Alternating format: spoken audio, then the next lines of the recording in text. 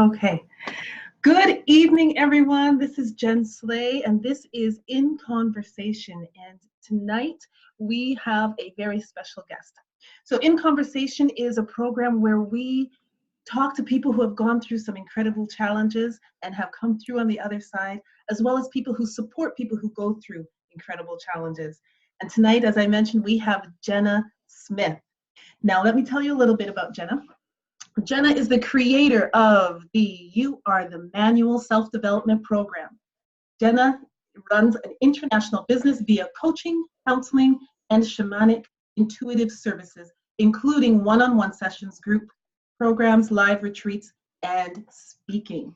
Her mission is to reconnect people to their unshakable center, where all authentic knowing lives, through understanding and integrating how to use their mind, body, heart, and spirit intelligent systems, and we can get out of the muck of confusion and into our truth, purpose, power, and joy.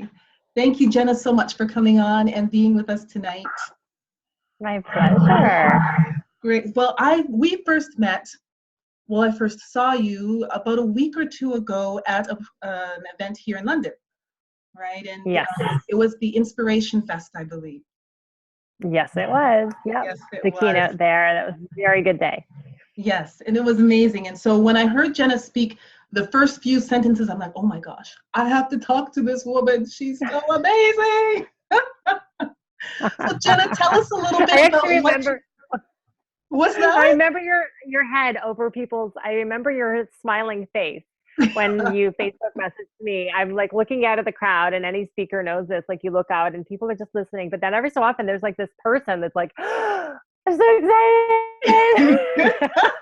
You had this beaming smile. So I remembered you when you messaged me. Okay. Oh, that is awesome. Well, I'm glad I was memorable. Yeah, absolutely. So tell us a little bit about yourself, Jenna, your story, and how you got to where you are. Yeah.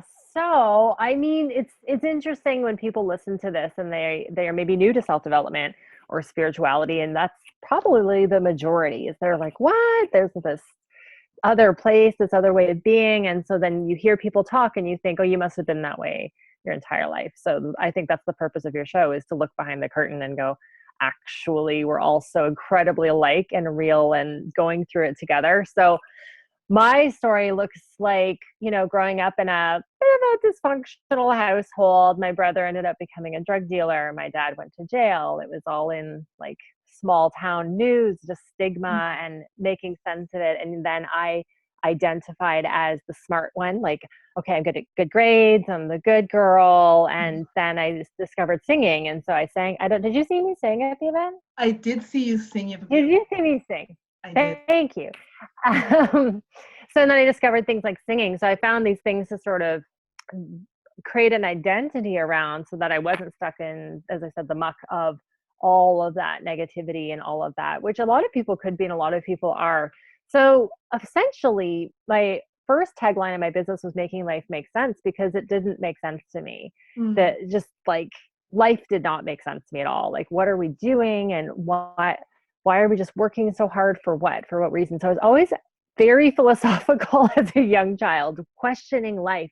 So I pursued singing, went to York University, didn't become Celine Dion. So then I had to have another second plan, which was getting into the fitness business. Actually, I was a personal trainer for several years. So from music to fitness. So random. All right. Okay. Oh, right. And I was in a car accident and had chronic pain. So I had chronic pain from 15 to mid-20s. So I was working out to try to get my body back, as far as not being in pain all the time. I keep forgetting about that, because I pretty much healed from it. But I had severe chronic pain from a car accident from 15. And that's when I started doing Reiki, when I was 15. Because I knew, again, to everyone what Reiki is? Absolutely. Okay. Everyone's doing Reiki now. It's essentially a modality originating from Japan, Reiki, energy, spirit guided life force energy. So that's all that Reiki means. And Ki's energy, like chi and many different modalities, they just have energy. So the idea is that you become a conduit, you become capable of moving energy through your body, and then for the benefit of yourself, others, your plants, your animals, like it's just life force energy coming through with much more velocity so that it serves the person you are healing or who needs the Reiki. So anyone can do it. Anyone can do it. And that's hence the You Are the Manual, because what I didn't like about all these modalities is that they did have a tendency, like, do my program or you can't. But I really believe life teaches us. So Reiki, I learned because in a book that I wrote, the Building on Greatness book, I wrote a chapter in that book about following the breadcrumbs. So someone mentioned Reiki. I wanted to heal from chronic pain. I didn't know what it was. And then another friend who owns a music store in town, I'm going to a Reiki training. Okay, I'm going too. So here I am. I don't know what it is, but I went. And no coincidences in my life ever. And so she became my mentor for many years, and I did many Reiki sessions with her. And it was just another place for, like, you have people on your show where I wasn't alone, and someone could hear what's going on for me and show me another way. Okay. So that was the beginning modality that I studied, was Reiki. Nice. Yeah. Okay, so you were in the car accident, you discovered Reiki, and then you ended up in music and then into fitness. And then did fitness. Yeah. Okay. While I'm doing fitness, I started to see how I helped people transform, not just their body, but that there was this natural tendency of mine to take someone from A to B and be more of themselves that I had no training about. It was just who I was being. And by being there 2 to 3 times a week, they were changing. And then so I had a lineup of people. I did very well because I served people so well. And then finally decided, okay, I don't want to be in the fitness industry the whole time. And then I wanted to be a therapist. So I studied what's psychotherapy, what is psychiatry, what am I going to do? I don't know what I want to do. I didn't know the difference between any of them. I mean, I don't think many people do unless you're in the field. What's a psychiatrist, psychologist, psychotherapist? What's the difference? But essentially, I went the 2-year program route. I didn't want to do 10 years and learn about all the ways people are broken. Right. I wanted to learn psychotherapy is the talk therapy. It's the experiential therapy. It's the thing that doctors do to move people through their challenges. Right. So that was, that's what I want to do. Studied psychotherapy for 2 years, worked with clients. I'm doing fitness and doing Reiki, working with clients, sort of put singing on hold because I just was a bit bitter. It's like a bad relationship. I was like, okay, I'm not going to talk to you right now. I don't know where this is going. So I didn't do singing for a while, and then decided to do singing again, and met my mentor in Santa Cruz, who taught me ontological coaching. Okay. So it's quite the journey, but the common denominator is what's really going to make permanent, lasting change without trying, like the being part. Like I didn't think from a very young age we had to try so hard. I thought that was all BS. And now I know that, and now I do talks about that, but that was my journey, was going through all of that on my own. And it was very hard. I mean, imagine I'm going to fitness and then I'm doing this. I don't know what I'm doing. Like, I don't know what to make of that. People are like, well, what do you do? Well, you're very interesting, but where are you going with all of this? I had no idea. I had no clue. So with psychotherapy, people would gain awareness. They would gain tools, insight about their past, but they wouldn't transform. And so I'm like, there's got to be something else. And then met my mentor and learned the ontological coaching piece. And then that's when I realized I can do the online. I can put all of me into this one coaching business. And then now I'm here. So that was in 2010, now 2018. But that's my convoluted journey. And all the while, I have to say and share with people, I had no freaking clue where this was going. I was very confused. So I would get really excited and I think things were going well and something would go wrong and I would get very disappointed. And that was my 20s. It was like, oh, I know what I'm doing. And then, okay, that didn't work out. Disappointment. Lots of excitement and disappointment. And now what I teach is how to come from center. There's going to be excitement. There's going to be disappointment on the road to your dreams, on the road to your vision, and learning how to embrace all of it helps to take a load off. You know what I mean? It could be so intense. Well, you know, it sounds to me that you went through those 20s where you said it was kind of up and down, but they were all lessons in being your authentic self. It sounds like you were being Yeah. authentic the whole way. And so now it's brought you to a place where you're teaching people how to be authentic again. Because I find, Yes. especially with the clients that I work with, that they've spent so much time trying to be somebody that they think they're supposed to be, that they forget who they actually are. Oh, totally. Yeah. Bang on. Okay. No. So I did not know who I was. I was trying to be fitness model, fancy pants, Jenna, who's very fancy. Like, like I remember talking to a friend. He said, "How are you today?" And I said, "Unnecessarily uncomfortable." And I had an awareness that the thoughts in my head, there was no reason for me to be in a bad mood or to have low energy, but I was.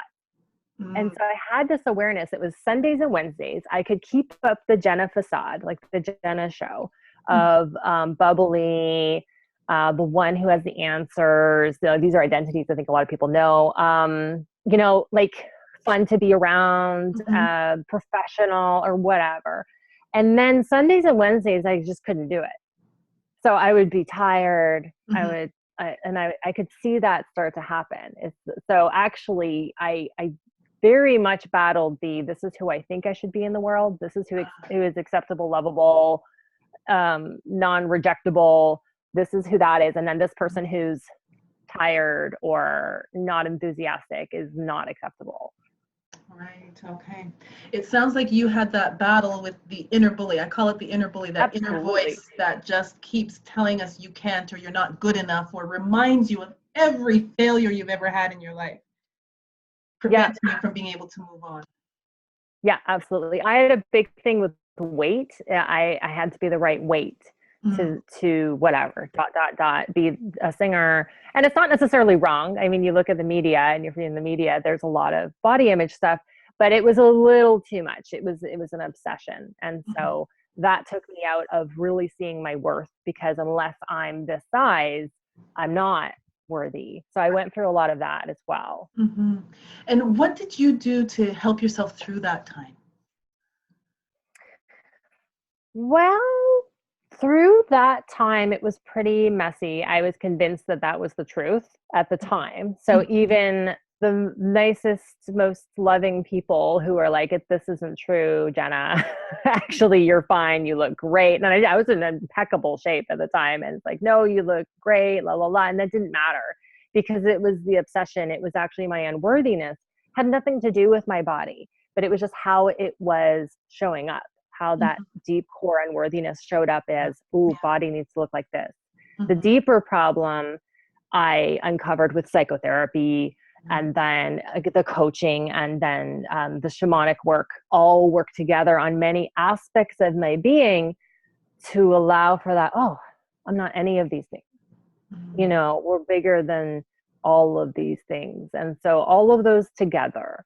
But I will say, as advice for people who are going through that right now, is and following the breadcrumbs, is to get really, really calm and clear with yourself and think, okay, what's the next step to helping me with this Mhm. specific thing?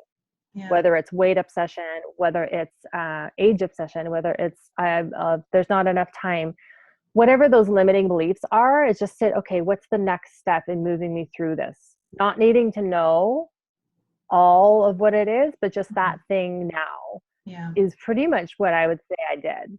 Mhm. Yeah. It's taking the time to have a pause and just reflect. Yeah. It's And taking that listen, time and listen. what's the Yes. next step? Oh, the next step is read the book. Read this book. The next step is take that yoga class. And it doesn't have to be a doing thing. It Mhm. could just be that you're taking that pause is the next step. Right. But allowing yourself to get out of the noise of Yeah. everyone else's opinions and what everyone else is doing, and go, oh, I'm feeling I need to do this. That's where most people skip because they're so afraid of doing it wrong. Yeah. So true. So true. So one of the things that really attracted me um, to you and what you do is just the way you talk and the way you interact. And so I Hmm. went onto your website and I found this quote that you have here, and I was like, I love this girl. I love this woman. So it says, you are sick and tired of fake positive thinking, unrealistic spirituality, soulless self-improvement, and feeling more confused and insecure than when you started seeking a better life. And it just reminded me of this big push I found over the last few years of thinking positive. And so people are like, well, I think positive, and oh my gosh, nothing's happening. And it's more than just thinking positive, right? And so I just love the way it was phrased in this quote on your website. Can you talk a little bit about that? About the art of thinking Absolutely. positively and yeah. Yes.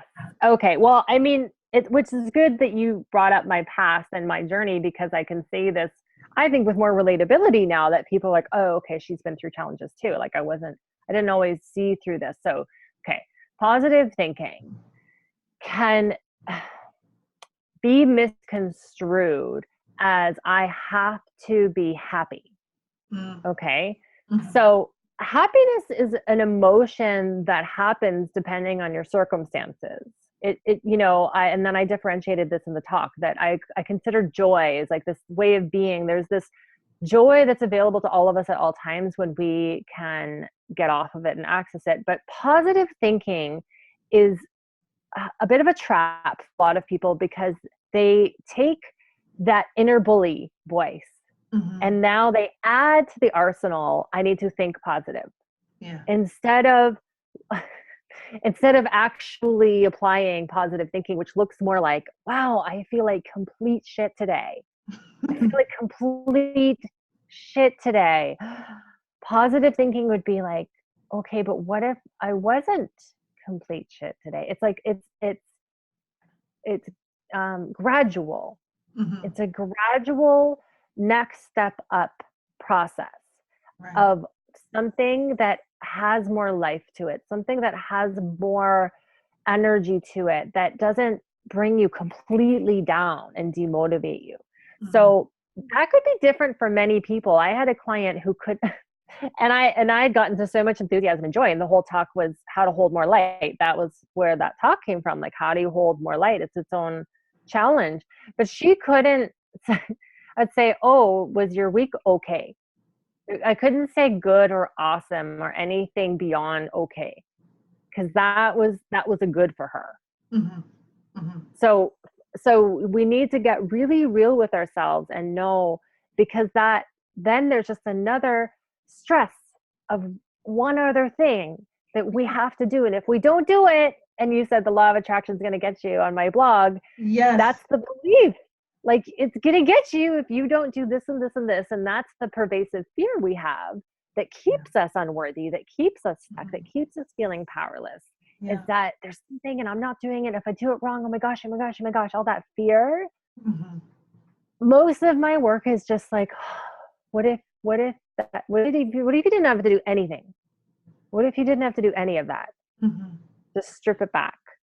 No, I totally get what you're saying, because I find oftentimes when I'm meeting with clients, they will, it's almost like they need permission to be themselves, to be not thinking positive in their head. They're like, Jen, I don't want to be negative, so I don't really want to. It's like, I no, know. I don't want to being, speak it out loud. It'll I give it don't power. I'm like, exactly. no. And it's like, no, being being positive, being authentic is admitting these things, like saying them out loud and then just changing the script, right? Yeah. Just So, change okay, the here's a script. good point. Change the script. So, your being is positive. You're a good idea. Like that Mhm. tree. I live in Goddard by Lake Huron is like Lake Ontario. I don't know where I am ever. I used to live in Toronto. And there's this tree in front of me. Okay, the tree's a good idea.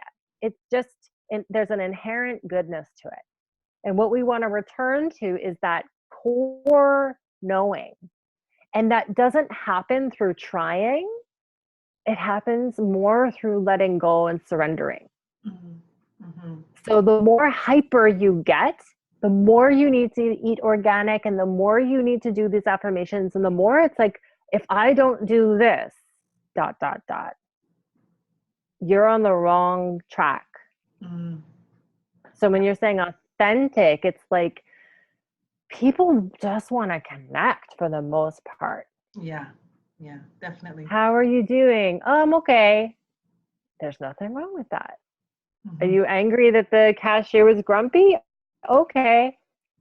That eventually life will clean you up and it'll move. The energy will move. And that's the thing. So if you say the negative thing out loud, it's not giving it energy, it's releasing it and Right. being seen by another human being. Right. I think when we give negativity energy is when we dwell on it. Yes, that's when Right? it's not going well. Yes, That's when it's that not. won't go well. Mhm. Yeah. Yeah. This person was rude to me. Therefore, I'm in a bad mood and I'm angry and I need to seek revenge. And it becomes like they call it Yes. like a Just racket. Like right. it's, Yeah. it's like, okay, how would you like to feel? And that's when it's just good to interrupt it and do something else. Yes. Like it's people that are that far gone that want to be that unhappy probably won't be too hip to wanting to know what we're talking about right now. Yeah. Because there's a reliability, there's a level of control. If they have something to complain about, they don't have to think Mhm. about themselves. It's being comfortable in the discomfort.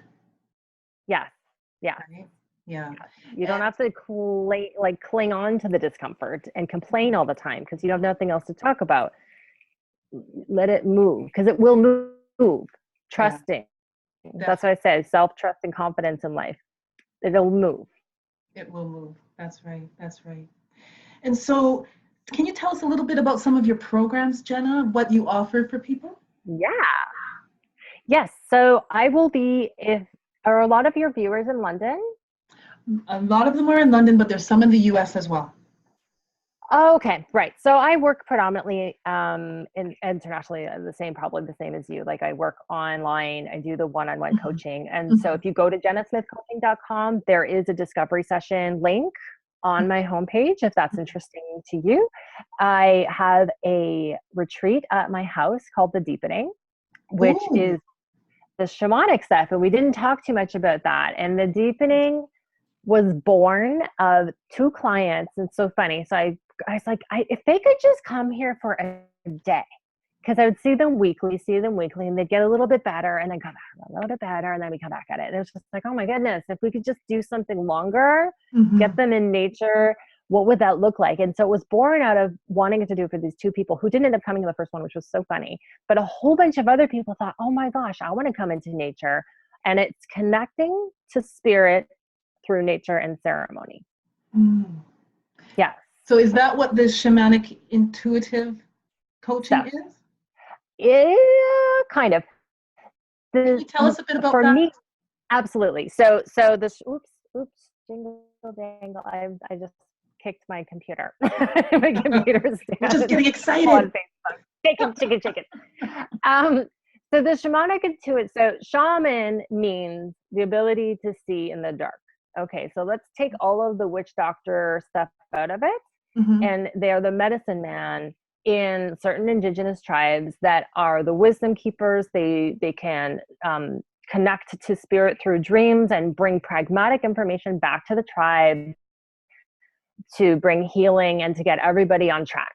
So Okay. the shaman, and the most practical would be, this is where the water is. So they would do a journey in non-ordinary reality. Their consciousness can go look for where the water is and say that's where the water is, so that people would survive. So there's very practical reasons for shamanic. The reason it really lit me up was that every continent has an indigenous teaching or medicine or lineage, and they all are talking about the same stuff. They do fire, the four directions, honoring Mother Earth, honoring the spirit. Like, it just made sense to me. The spirit's everywhere. Mhm. If you're sick, your spirit has left. You need to bring it back, Mhm. and it's one angle of things. So the shamanic intuitive is because of all the work that I've done. When I talk to somebody, and I don't do this socially, like I'm not at a party analyzing people and feeling all their feelings. I mean, no, thank you. I do not. I just want to talk to people and That get might to know drive you. you crazy. Yes. Yeah. Yeah, and the other people. There's boundaries. But when I'm turning on all my dials for a client, I Mhm. can feel what we need to feel. I can see where we need to go. Like, it just allows me a whole other level of skill set Mhm. to serve them. That's very deeply intuitive, both feeling in the body and then also being able to see into possible realities and feel the energy of that potential future and then go, oh yeah, no, that's great. I'm not a psychic like that necessarily, but I can feel for them their own journey. Okay. So the for me, I was raised Catholic, and I did not align with Catholicism very well. I was much more with God when I was playing outside. Like when I was being creative, I felt much more, if God was anything, it's that life within you that feels lit up. So when I started to work with shamanic work, I was able to create a new relationship with God that was the God I think that everyone's talking about, where there is this creative force that is pure intelligence that is everywhere that we can connect to. And it was through shamanism I had the most direct contact with that, and Okay. through connecting to nature. So the deepening is a facilitated experience of you connecting to your own connection to that spirit through ceremony, which is going into another way of consciousness, another way of thinking that isn't so linear, that isn't so logical. It's that place of artists, poems, music, dance, where you can't quite explain it. That's what ceremony is. It's elevating to another level of consciousness. And when you work on the energetics in ceremony, it then moves through all areas of your life, your mental, emotional, physical, real world life. So to me, it's so pragmatic. It sounds so, what is that? But it's so pragmatic because it works through everything. Right, right. And so that's what you concentrate on at the retreats that you were talking about? Yeah, for the deepening retreat. And then the You Are the Manual program is how it's basically everything I learned in those first 17 years of your mind, body, heart, and spirit. And the big other step to mind, body, heart, spirit is how to live from center. You have a mind, you have a body, you have a spirit, you have, all of those are all functioning for you, and they're all different intelligences, very, very different from each other, and they all work together. But there's a center in the middle, and you want to come from there. So that's what teaches that. I have that online, and that's what I'll be doing at the Social Beehive, is doing an immersion day of the You Are the Manual program. Okay. And so when is that? When are you going to be here in London? So there's an info night tomorrow night, the 25th, Thursday, 7 to 9. And the Social Beehive is on Dufferin in Adelaide. And so that's where we did the Spirituality Expo through. So the You Are the Manual program is sort of, what's really cool is that I created that program, and then suddenly I was able to move to another level of teaching, because it was like, oh, that's done. Mind, body, heart, spirit, come from center. Not like it's ever done. But now I'm talking about how to hold more light, how to access joy, like how to show up more in the world, be heard, take up more space, all these kind of juicy topics. Right. So once that was done, I had a whole other expression of how I work with people once that work was done. But it is so great for people that have either been in the game for a while, and that's what I say. It's like they know it, but they can't access the piece, or they can't quite get the relationship. People know a lot, but they aren't quite able to get it to land into their life as a reality. It's like when you go to see a motivational speaker and you're very, very motivated, but then when you sit down to actually do the work, you're like, where do I start? Like, where's the practical piece of it? Yes. Okay. I in my talk, right, I wove a lot of experiential into that. So people could have took any one of those 5 exercises and done them, and that would have been enough. Probably if they did that for a year, they would have considerable transformation. Now, the reason we need coaches, the reason we need guides and mentors, isn't because I know more. It's helpful to know more. It's because we don't know how to become something that we don't know how to become. Like, we're just in it, right? We don't know that that's a false belief. We don't know that that's resistance. Resistance is that you start the really good diet program and you're feeling good, and then suddenly there's like a voracious appetite day 7, you know, and it's just like broad, it's all encompassing. Yeah. And when we understand these things like resistance and we can understand them, then we can keep on course. Mhm. Oh, okay. And then keep going. As Yeah. opposed to doing it all on our own, we don't know all the tactics. We don't know, oh, that's how that goes. I didn't know as a singer, it's so funny. I didn't know that being nervous is just normal. Like I Yeah. thought there was some point that if I was professional enough or I was good enough, I wouldn't be nervous. That's like such a false belief. And then I saw a bunch of, behind the actor's studio and all of these people talk about how nervous Harry Belafonte would throw up backstage, like how nervous people would be, Frank Mhm. Sinatra. And they're like, oh, use that energy for your performance. Yeah. Oh, Yeah. okay. And those little tips and tricks just help to collapse time. I mean, I continually hire coaches Mhm. and healers and people that I feel within me. It's not like I need them. It's not like I would be less than if I didn't work with them, but they help me be more me in a shorter period of time. We collapse time and get there faster and with more ease and grace because we're not trying to do it all alone. Yeah. Coaches one of the great things about a coach is the accountability piece. Because for Yeah. some reason, we will disappoint ourselves. We're like, oh, it's okay. I'll just do it later. But if you're accountable to someone, you're more apt to just make sure that you get what you need to get done. Yes. Right? Yeah. Yep. That's what I mean for me, because I do transformational coaching. Usually I'll take that, oh, I'm not doing this thing. Then I'll start to dissect it a bit more and say, well, why? Or what's the payoff? Or what are you afraid of? I tend to go a little deeper with that. But you're right. There is a difference between I have my coach call in 2 weeks. Oh, I said I was going to do this. And you know what? It helps you create a better relationship with yourself. And they're just holding space for that reality. Like I say to people, I see you until you can see yourself, Yeah. because that's what my mentors did. They'd say, like, I could see you. You're perfect. You're good the way you are. You don't have to be this. You don't have to be that. I'm like, okay, whatever, buddy. Like, I didn't believe it, but some part of me thought, but I want to believe it. So I'm going to make those steps and I'm going to do this. And it's hard. Oh, and I fell off. Oh, okay. Say you fell off, put back on. And you're right. So the accountability is when I say I'm not a glorified babysitter to my clients, though, I'm like, listen, you're a grown up, put on your big girl pants and like do those little things that you need to do, show up on Mhm. time, put it in the Mhm. calendar Yeah. because that's not what accountability is. It's not Correct.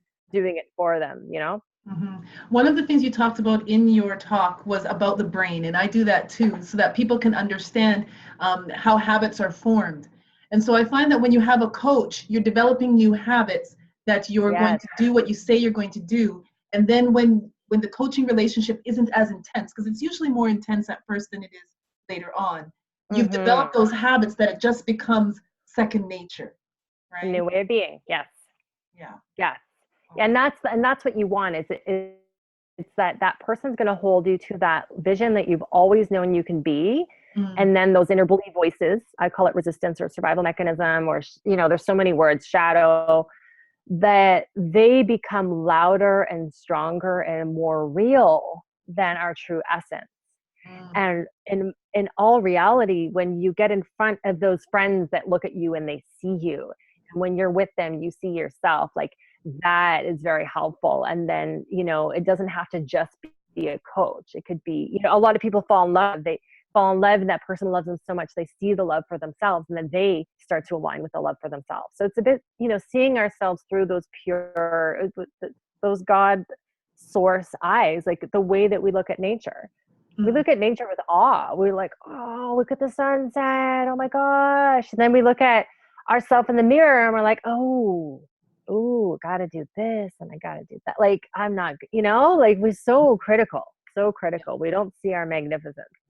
It's so true. It's so true. So, Jenna, tell us how we can find you. How can people find you if they're looking to maybe work with you or talk with you or have a discovery call with you? Yes. So Jenna Smith Coaching, Jenna Smith. I think most people know how to spell that. Coaching.com. On the homepage, you can book a discovery session. They are free. I had somebody email me, oh, is there a charge for a discovery session? It's basically, I call it like trying on jeans. There's not a fee to try on jeans and you can't quite take the jeans home or know if they're the jeans for you unless you try them on. So that's, I call it, to make it fun. Because I don't know if I'm a match, right? Like if you want serious business coaching, I'm probably not your business coach. I like new paradigm business coaching. Like how magnetic can you be? How much, like that, Yeah. it's still going to be work.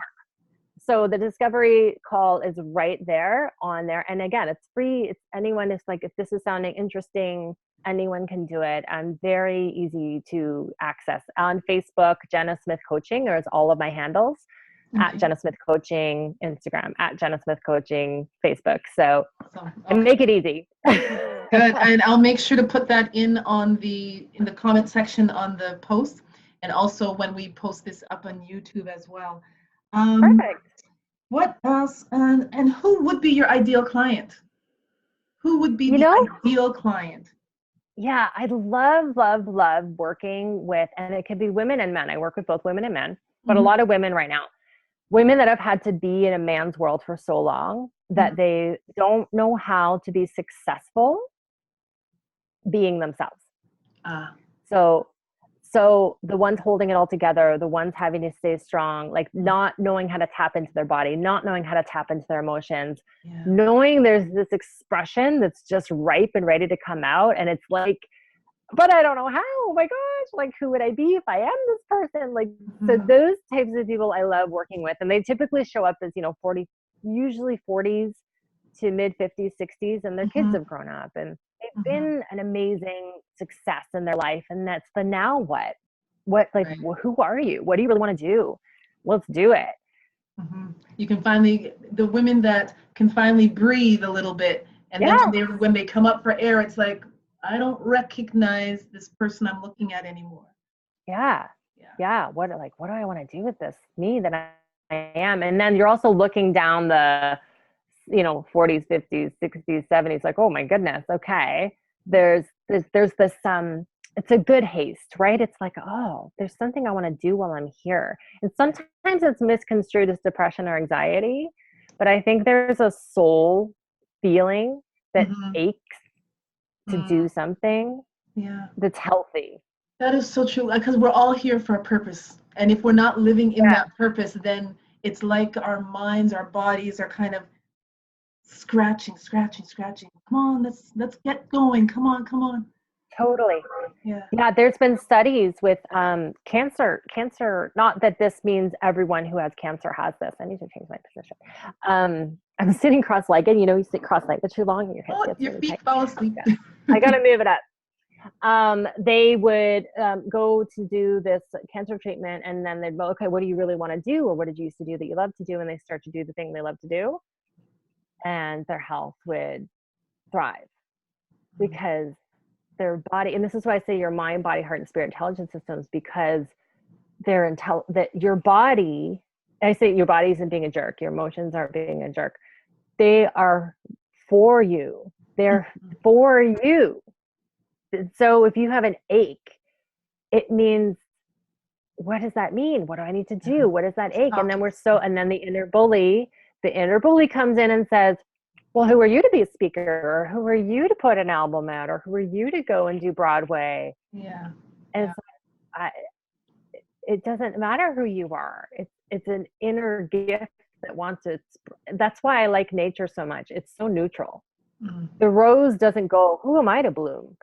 Who am I to be amazing smelling, take up all this space and be awesome? It never does that. It just does what it does. Do.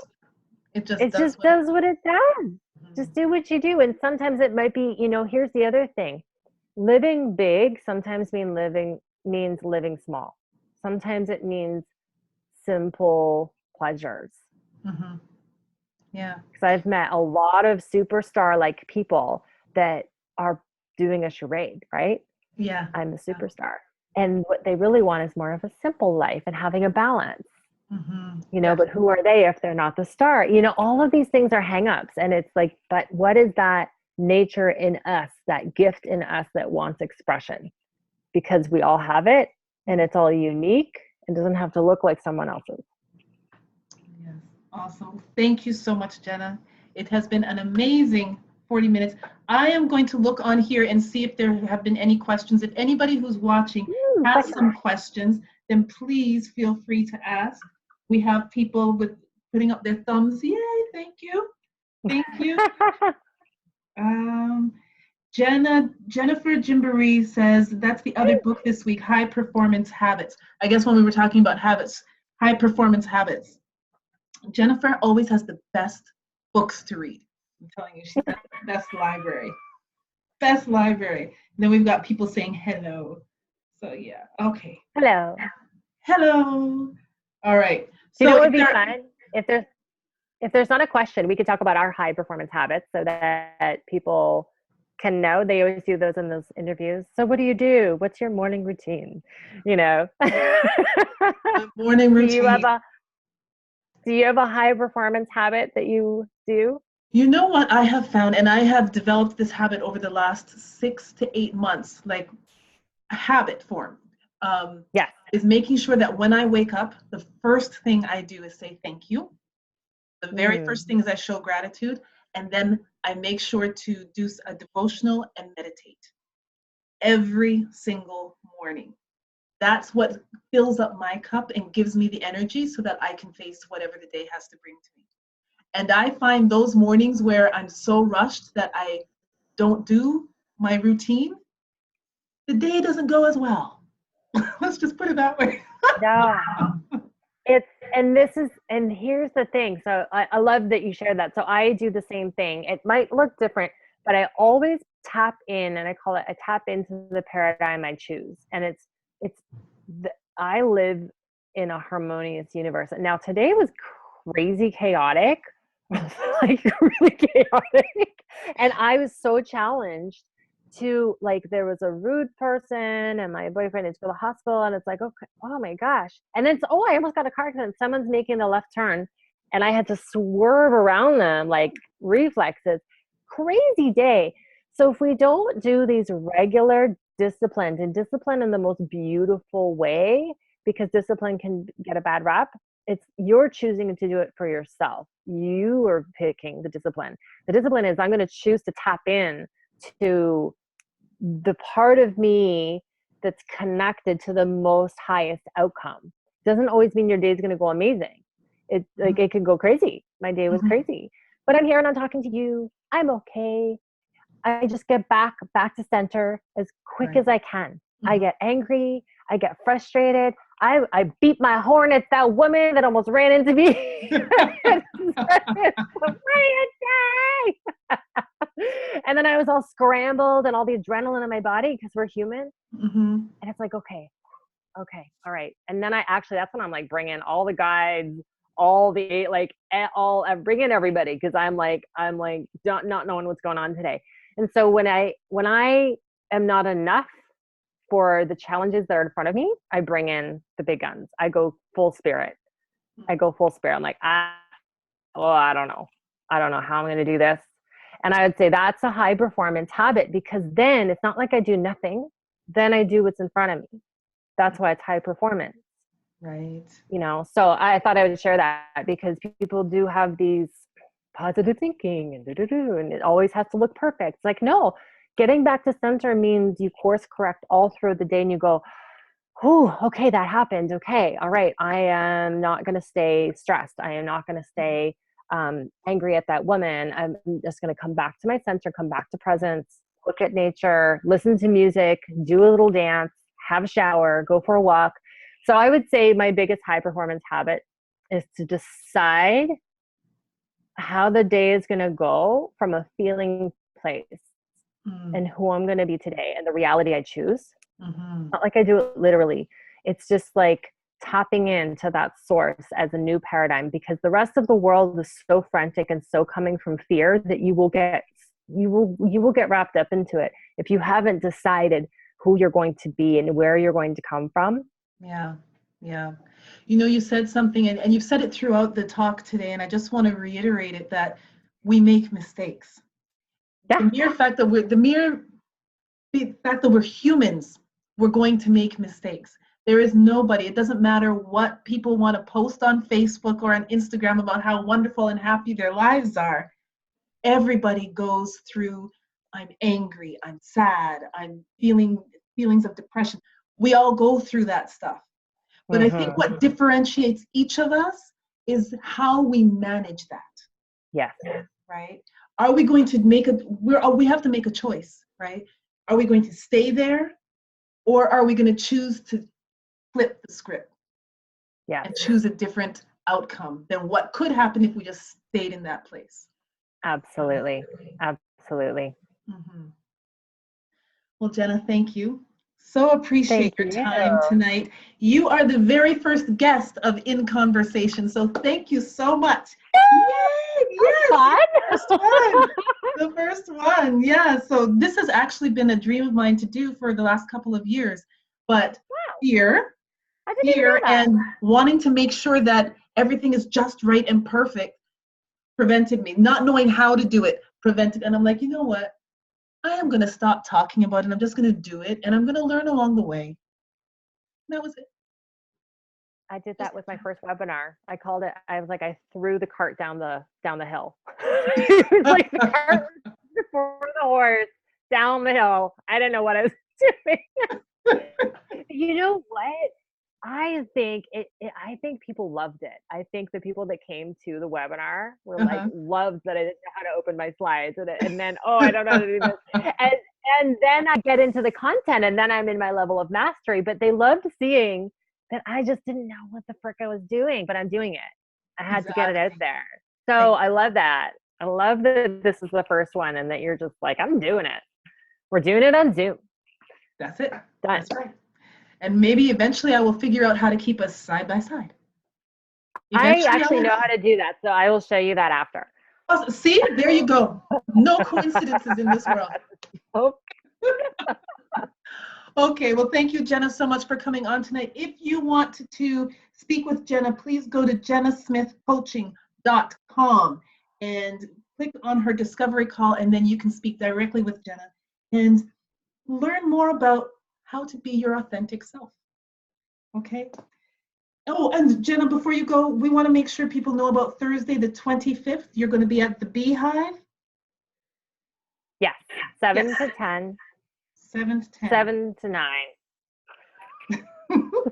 It's now almost 10, so it is 7 to 9. It'll probably go to 10 because that's how it goes. But that's the information. It's $25, and I will do a meditation. I will talk about the Year of the Manual program. I always do live coaching. I do activations. Like if you Mm, come into a room with me, I don't just talk at you. I'm like, okay, are we getting it? What do you need? Or what's your question? Like I'm very involved. So you come as you are, the content is what it is, and we do transformational stuff. So that's 7 to 10, and then the full day workshop, I believe we're going to reschedule it, but if you're interested in that, it's going to be a 10 to 4 kind of thing on a Saturday, okay. and then that'll be a group of around 20. Yeah. Okay. So Well, if you're please interested make in sure. that, PM me on Facebook. Mhm. Yeah, All right. Well, make sure to just send me private the message me. information so I can make sure to share it out. And that. Awesome. But definitely tomorrow, 7 to 10, if you want to come out and be live and meet other cool people that are doing, that's another good part. I love the groups because so many people think they're doing it alone. Oh, I'm the only one who thinks this way. I'm the only one who thinks I don't meditate, so I can't do this, blah, blah, blah. Mm, It's like, no, you get them all in a group and you have someone share, and then the other person's like, me too. And it's just uh, beautiful. I love groups it. are good, are wonderful. We do have a question, Jenna. We do have a question. So David, hey David, he's asking, Hi, would David. you say you train your intuition, and could you tell if a person needs counseling? Are those two different questions? Did I That's it's all in one, so I'm not sure if they're two different questions. Would you say you train your intuition? Maybe we can start with that. Let's do two. And how can you tell if someone needs counseling? Mm-hmm. Okay. So your intuition is a natural byproduct of being in your body and connecting to your heart more. So it's the ability to tune in. Like if you're not in your body, and so you can't come from your head. If you're not in your body, so you connect to your body, you breathe down into your body, you do that, you clear your mind because you get more into your body, you get more present, you will have access to more intuition. There's a lot of other things, but that's the definite for sure, because then everything else takes over and your intuition starts taking over and telling you how to develop your intuition. Because there's all these little like exercises to do. I don't think, and having an evidence journal perhaps, oh, I had intuited that this would happen, and then you write it down, and then you are confirming your own abilities. How do you know someone needs counseling is, I believe, if they keep repeating the same problems, and like, it's whether it's yourself, if it's yourself, you'll know there's just, this just feels hard. Like, if life just feels really heavy and hard, go and have someone else help you lift it up, because it doesn't have to be that hard. Yeah. And go through and actually test people out. Don't just hire them because they sound good or they have the right qualifications. Like, do you feel comfortable with them? Do you jive with them? But it's mostly, and then if it's a friend, if they need counseling, first of all, stay in your lane. Usually you want to like stay in your own lane, and you say, hey, have you ever considered this? And give them a pamphlet, and then whatever they do is whatever they do. Right, right. Exactly. And sometimes you just need that neutral person and get it all out. So often after that first session, people just get it out and they're like, oh my gosh, I just feel so much better. Just need to. Yeah. Right? Yeah. To not do it alone. And a really qualified person would be someone that, telephone, you feel comfortable with.